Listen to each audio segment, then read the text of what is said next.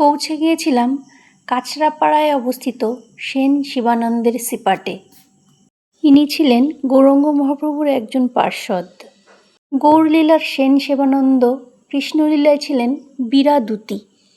কৃষ্ণলীলায় বীরাদূতী সখীদের নিয়ে কৃষ্ণের সঙ্গে দেখা করাতে নিয়ে যেতেন।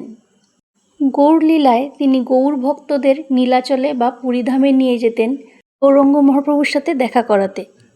সেন সেবানন্দ ছিলেন নিত্যানন্দ প্রভুর বিশেষ কৃপাপাত্র।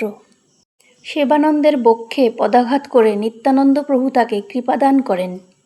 জানা যায় গৌরাঙ্গ মহাপ্রভু তার বাসভবনে 2 বার এসেছিলেন।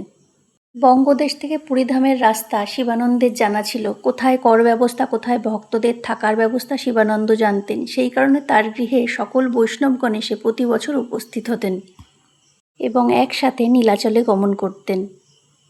জয় গৌর জনিতাই।